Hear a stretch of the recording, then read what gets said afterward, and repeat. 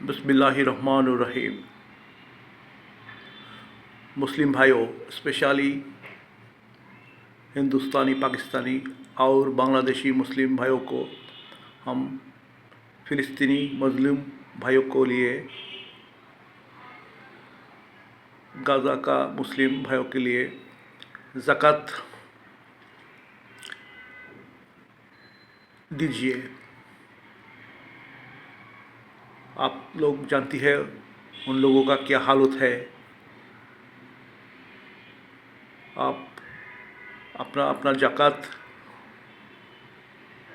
Gaza में रहने वाले मुस्लिम भाइयों को लिए दीजिए।